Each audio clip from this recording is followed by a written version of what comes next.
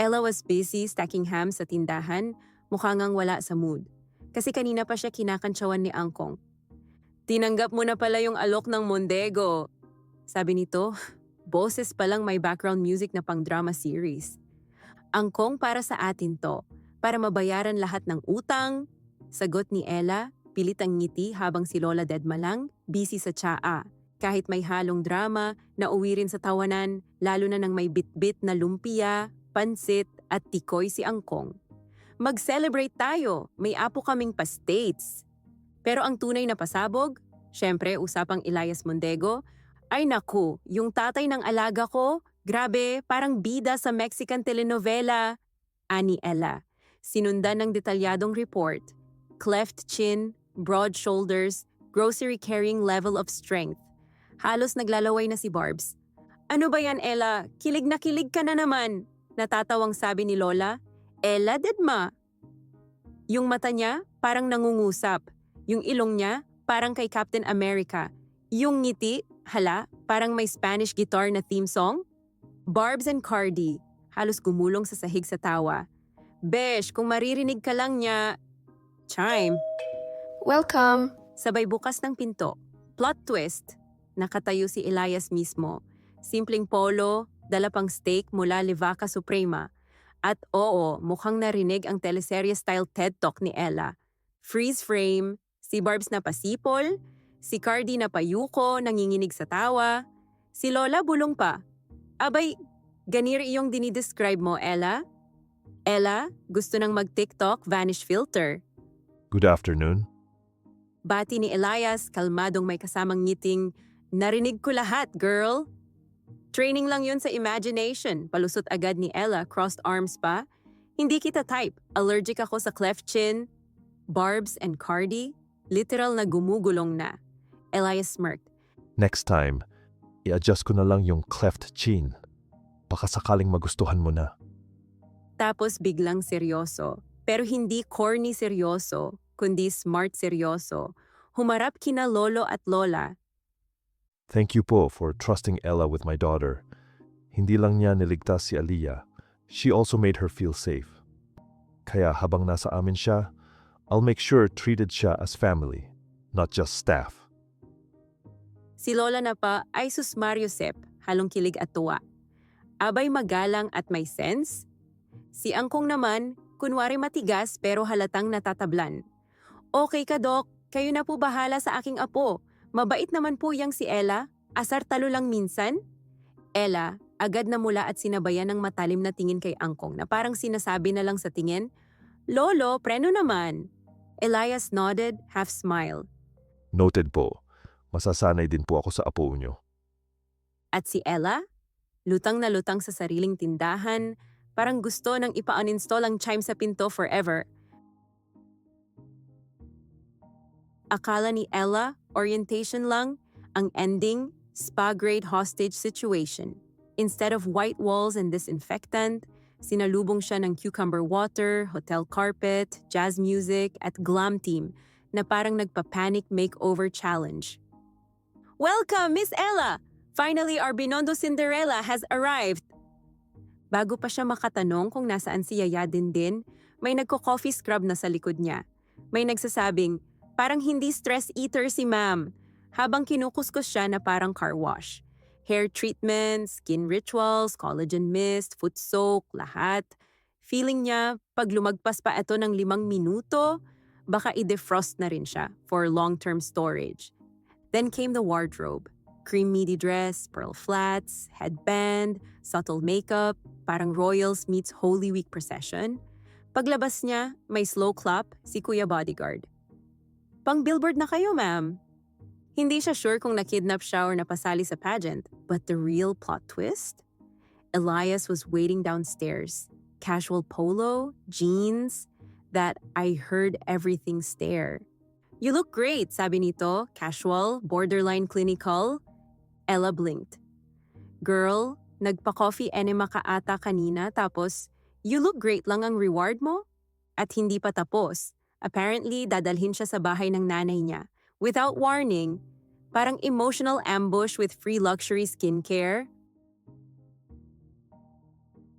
Elias rides shotgun, tablet up sunset like a shield, pretending it's more interesting than the girl beside him. Heart steady, hands steady, mind, traitor. Every reflection on the window gives him another reason to behave.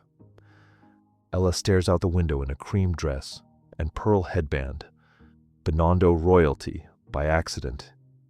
He keeps it cool, scientist face on. But compartmentalizing suddenly feels like assembling IKEA furniture without screws. He steals half-second glances, pasimple lang, like a 14-year-old hiding his crush from the prettiest girl in class. Kunwari unbothered, pero yung pulso may sariling drumline. He watches the live feed from Manong Gino's body cam. 2 rules today. Huwag iwan si Ella at huwag hayaang maunahan ng drama ang common sense.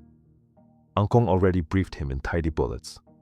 Bad stepfather, weak mother, one good kid. Sanville, Quebec. Low fences, tight alleys, familiar ghosts. Okay ka? Elias asks. Okay. She lies, then half smiles. Kung alam ko lang, nag-antipara sana ako. Baka di makilala ni Inay. Masyado na akong maganda. He bites back a smile. Not now. Save the laugh for later, when her hands aren't shaking. Ella goes in with Gino. Elias stays in the SUV, eyes on the feed.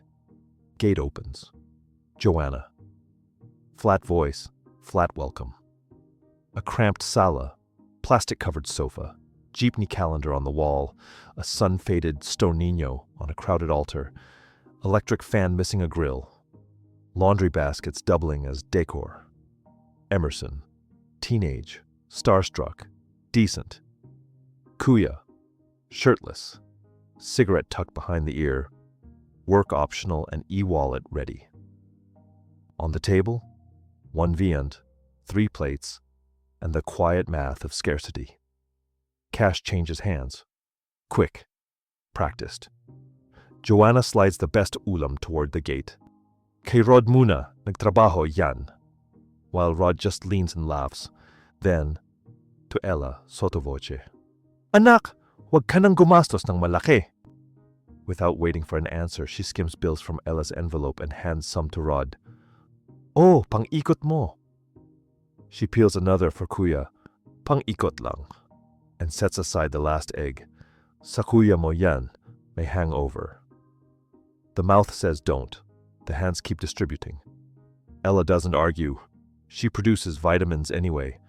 Asks if the gasol is low. Jokes about the karaoke scoring 98 for Title Rod. Kisses her mother's temple like this is still a home. Then Rod appears at the gate like a budget Greek chorus. Ha, wow, artista. Akala ko shooting.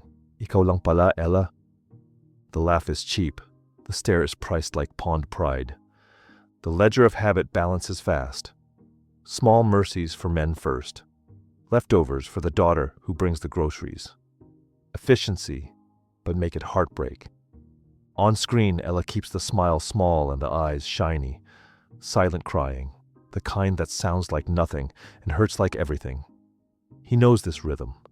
The tiny hitch, the swallowed breath, the soft hiccup at the end. Ganun umiyak si Aliyah. Tumitimo sa dibdib niya. A dull ache he can't blink away. Elias grips the tablet harder. Emerson hovers close. Ella slips cash to Joanna, and later, quick as a secret, an ATM card into the boy's pocket. Wag mo ipaalam, ha? Diyan ako magpapadala. Pagtapos ka na ng high school, lilipat kita. Sayang ang honors mo. Joanna offers a tap on Ella's back that isn't a hug. Rod counts new beer in his head. Kuya vanishes like a raffle winner. Only Emerson clings, face to her shoulder, the way children do when they know who shows up. Promise mo, ate? He sniffles. Ella cups his face. Always. Voice cracking on a word that should be simple. On screen, Elias sees Aliyah in her. Same hush, same hiccup-cry, same quiet breaking, same ache blooming under his sternum. In his head, a single line, I know this cry. I will not fail it twice.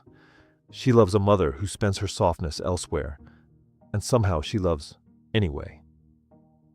He doesn't kick doors, no speeches. He just watches, collecting 1,000 small data points until they resolve into one clean theorem. This is not a woman you pity. This is a woman you guard. Ella steps out of the house, smile reassembled, mascara somehow obeying physics. She waves one last time to Emerson, then walks toward the SUV like she isn't carrying a whole childhood in both hands. She slides into the seat, knuckles pale around her purse. Inhale. 1, 2. Glass fragile, but holding. Diretso Binondo, he tells the driver, voice even. Inside, the vow is not. No more smallness. Not for her. Not while he's in the car. Not while he's breathing. He isn't just a man with a lab and a plan. Not today. Today, he is the adult in the room who decides what gets to touch Ella and what doesn't. Darkly funny, painfully clear. The makeover was cute. The rejection was the point. And Elias, finally, inconveniently, cares. Worse or better, he's starting to fall. The shop smelled of mint, eucalyptus, and mild chismes. On good days, it was a wellness boutique. Today, it felt like a small theater with Ella in full señorita kit, cream dress, pearl headband, tossing gift sets like a benevolent mall fairy, while laughter pinged off wooden shelves stacked with teas, balms, and Lucky Charms. Elias stood beside Angkong at the herbal shelf, pretending turmeric capsules required serious study. His face was minimalist. His pulse, not so much. When Ella drifted close enough to fog his personal space, she leaned in without looking at him. "Doc, baka kailangan mo ng mushroom na pang soup number 5, she murmured. Lazy and lethal. Bestseller yan sa seniors at Career Men. He didn't blink. Pass. Diagnostic result. Hindi ko yan kailangan. A beat, closer than necessary. Pero kung gusto mong i-validate, just say when. Ella hid behind iced cape like hydration could double as dignity. Only she caught the whisper. Heat blooming everywhere, neck to knees. "Robot ka pa rin," she muttered, aiming for snark and missing by a blush. "Puro reply, walang spark. Parang utak mo naka-zoom," Better than overheating. he said, and one corner of his mouth betrayed him. Micro smile, progress. Angkong, chuckling, "Naku, Ella, di ka pa nagsisimula, inaaway mo na agad ang boss mo. Lolo, parang AI na doktor, walang emosyon." "Pasensya na, hiho. Sanay yan sa mga binatilyo sa Binondo, libre gulat," Angkong said. Elias deadpan. No worries po. I've survived trauma surgeons and crying parents. Si Ella, Binondo level caffeine. Ella, halos nabulunan sa iced kape. "Aba!" Barbie cackled, "Pusang gala meets guwapong doc, parang Mexican teleserye, lagata." Ella, hands on hips. "Excuse me, Persian cat ako, with papers and TikTok." Stray cat with Wi-Fi. Laging online pero pag tinawag, deadma. The bell on the door jingled. Not a customer, a bisita. "Cardi, asan pinsan mo? Kakausapin ko." Martin's voice arrived ahead of his ego. The room exhaled in unison. Ella kept folding ham sample packets like polishing a crown. "Oh, Martin," she said without turning. "Buhay ka pa pala." He attempted respect for the elders, failed the vibe check, and went straight to loud. "Yang pinsan niyo, plastic. Pakakasalan ko na nga, dami pang demands. Akala mo Maria Clara, may anak na pala." Silence snapped. Elias looked up from behind the oils, gaze sharpening like a scalpel. "Fake news king ka ba today?" Barb shot back. Martin waved his phone like Exhibit A. "May picture kamukha niya yung bata, ibig sabihin, niloko niya ako." Ella turned at last. The pearl headband caught the light. The peach skirt caught a teasing draft.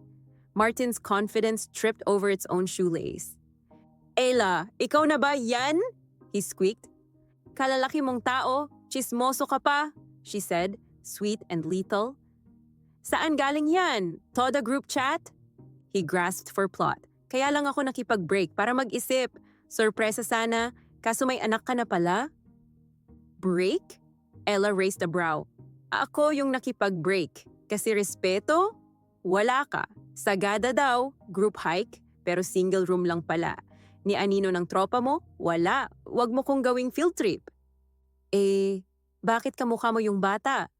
Bakit? Jowa ba kita para mag-explain? At huwag mong idadamay ang bata sa pagkamarites mo. She took one step and the room tilted toward her. Elias appeared at her shoulder, an effortless wall. Is there a reason you're still here? He asked, voice low, clinical. Unless you're here to apologize or leave. This is bordering on harassment. Martin discovered the air was colder near consequences and took an involuntary step back. Kaya pala blinok mo ko. May pogi at mayaman ka na? Gossip has no health benefits. Getting punched in the face might realign your jaw. Want a prescription? Barb squeaked. Cardi choked on a cough drop. Ella lifted her palms toward Elias. Thanks sa moral support, Doc. Pero kaya ko tong isilid sa sako. She turned back to Martin, voice cool enough to frost glass. Narinig ko yung pinamalita mong naisikuran mo, ko. Hinayaan na kita out of respect sa nanay mo. Pero ngayon, pati bata idinadawit mo, ulitin mo pa, ipapabarangay ko yung buong group chat nyo. The slap landed clean, a ringing pak that hung in the mint air, not for drama but punctuation. Martin staggered, one hand to his cheek. Grabe ka naman. Grabe? Grabe yung utak mong kulang sa logic, Ella said. Kung may issue ka, i-text mo si Lord. Silence pressed in, then the room remembered how to breathe. Elias shut his eyes and bit the inside of his cheek. Not now, not here. Save the laugh for later. Label it carefully. What stayed wasn't the slap. It was the instinct. The way Ella stepped forward the moment a child was dragged into adult nonsense, shielding first, questions later. She wasn't simply the tutor, not just the binondo girl who glowed in a dress. She was the woman raising their child, the mother in the room. Elias inhaled, something inside rearranged. That's your exit. He told Martin, and that was that. Pride and Cheek escorted themselves to the door. The bell jingled relief. Mint returned. The shelves straightened in spirit. Ella exhaled like a tremor disguised as calm. And Elias watched the breath leave her as if it were data he needed to keep. Somewhere between eucalyptus and scandal, a new equilibrium formed. The makeover had been cute, the rejection earlier, brutal, the slap, grammar. But this banter heat at arm's length, felt like plot. If you listened hard enough beneath the clink of bottles and the whisper of oil-scented fans, you could hear two heartbeats learning the same rhythm.